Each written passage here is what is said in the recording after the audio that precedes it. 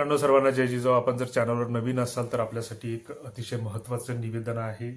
मराठा लग्न अक्षदाकडे सातत्याने सकाळपासून तर संध्याकाळपर्यंत सातत्यानं फोन येत असतात. सकाळपासून तर रात्री झोपेपर्यंत कमीत कमी 25 ते 30 फोन या माध्यमातून आम्हाला येत असतात आणि त्या आशेनं विचारणा करतात की आमच्याकडे मुलगा आहे, मुलाचं स्थळ आहे, तुमच्याकडे बायोडाटा टाकतो, नोंदणी केली, परंतु काहीच प्रतिसाद भेटत नाही किंवा आम्ही तुमच्याकडे 15 दिवस झाले नोंदणी करून, मात्र आम्हाला तुमच्याकडून कुठलाच रिप्लाय आला नाही.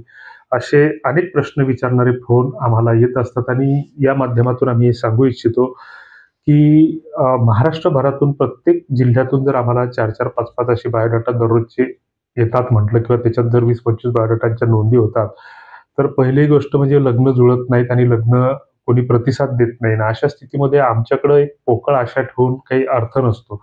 म्हणजे आम्ही प्रत्येक व्हिडिओच्या निवेदनामध्ये स्पष्ट करत असतो की आम्ही कोणाची लग्न जुळत नाही किंवा या माध्यमातून लग्न जुळतात अशी अपेक्षा कोणीही ठेवू नये. मात्र आपण सगळ्यांनी जर सामूहिक प्रयत्न केले तर याचं आउटपुट रिझल्ट चांगला येतो, हा आमचा अनुभव आहे. दररोज या माध्यमातून परस्पर का होईना पण 2-3 लग्न या प्लॅटफॉर्मवर जुळतात असा आमचा अनुभव आहे. मात्र त्याच्यासाठी आपल्याला एक आपली पद्धती थोडीशी वेगळी बदलावी लागेल. सगळीकडे पैसे भरून ठगले, त्याच्यानंतर पैसे बुडले, डुबले, फसवले. कोणी अनाथ आश्रमाच्या नावानं फसवलं, कोणी गरीब घरच्या मुलीच्या नावानं फसवलं, कोणी कमी शिकलेल्या मुलींच्या नावानं फसवलं, कोणी आमच्याकडे हमखास लग्न जुळतातच असे विवाह संस्थेचे दावे करून, जाहिराती करून फसवलं. कोणाला 100 दिले, कोणाला 500 दिले, कोणाला 1000 दिले. मात्र त्याच्यातून फसवणुकीपलीकडे काहीही पदरी पडलं नाही किंवा आमच्यासारखा एखादा ओळखीचा दलाल भेटला, त्यानं 1-1.5 लाख रुपये घेतले, पोरीच्या आईच्या मड्यावर 1-1.5 लाख रुपये घातले, पोरगी नांदायला आणली लग्न लावून आणि त्याच दिवशी रात्री ती दागिने आणि पैसे घेऊन फरार झाली. अशा दररोज बातम्या येत आहेत. ह्या गोष्टी सातत्यानं घडत असताना आपण अजूनही आपला जो काही डोक्यातला हेका आहे तो सोडायला तयार नाही. आपण इतकं इंडिपेंडंट आणि म्हणजे इतकं परावलंबी झालेलो आहोत की त्याची म्हणजे आता त्याच्याविषयी बोलणंही कठीण झालेलं आहे. तर असो तो आपला विषय नाही. मराठा लग्न अक्षदाकडे नोंदणी केल्याच्या नंतर आमची जी काही पद्धत आहे, तर तुमच्या जवळपासचं एरियातलं एखादं स्थळ जर त्याच्यावर दिसत असेल, तर त्याच्याशी संपर्क करायचा प्रयत्न करा.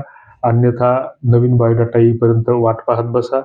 त्याच्यानंतर तुमच्या जवळचं जर कोणी असेल, ओळखत तुम्हाला कोणी असेल तर, तुम्हाला कोणीच ओळखत नसेल तर लग्नाचा आशय सोडून द्या. म्हणजे लग्नाची आशाच सोडून द्या. कारण तुम्हाला कोणी ओळखत नाही ना, आम्ही तुमच्यासाठी का मुलगी शोधून द्यावी? हा एक प्रश्न निर्माण होतो. मग आपल्याला ओळखतं, नाही ओळखत तुम्ही म्हणत असाल की हे विचित्रच काहीतरी सांगतोय. तर आम्ही बऱ्याच जणांना जे असे म्हणतात की बाबा मुलींचे बायोडेटा टाका ग्रुपवर किंवा हे करा, तर त्यांना ग्रुपचा ॲडमिन बनवतो आणि त्यांची 5 लोकं जोडायची पण अवकात नसते आणि दुसऱ्याकडून अपेक्षा ठेवतात. तर ह्या गोष्टी आहेत. तर अशा स्थितीमध्ये तुम्ही तुमच्या नात्यातली एखादा मुलगा-मुलगी असेल तर त्यांना हे ॲप डाउनलोड करायला सांगा. त्याच्यात त्याला नोंद करायला सांगा. त्याच्या बदल्यात आम्ही तुम्हाला चांगली ट्रीटमेंट देऊ. दुसरीकडे त्याच्यावर काही आमचे WhatsAppचे ग्रुप दिसतील, ते जॉइन करण्याचा प्रयत्न करा. त्याच्यावर क्लिक केलं तर तुम्हाला व्हिजिट लिंकचं ऑप्शन दिसते. खाली तुम्ही त्या ग्रुपला जॉइन होता आणि त्याच्यात एक टाका की मी तुमचा ग्रुप जॉइन केला, मला या ग्रुपचा ॲडमिन बनवा. तुमच्या ओळखीतले त्याच्यात 10, 5, 15, 5-50 लोकं जोडा ना. जोडल्याच्या नंतर प्रत्येकाला जर आपण संवाद केला तर दररोज नक्की 1-2 लग्न तरी नेमकाच त्या माध्यमातून जुळतात. मात्र आपल्याला काही बोलायचं नाही, आपल्याला काही करायचं नाही, आपल्याला कुठलं कुण्या मित्राला, नातेवाईकाला बोलायचं नाही आणि दुसऱ्याकडून अपेक्षा ठेवायची असं होत नाही. तर ह्या पद्धतीनं आपण केलं पाहिजे. तुम्हाला काय वाटतं ते कमेंट बॉक्समध्ये नक्की कळवा. धन्यवाद.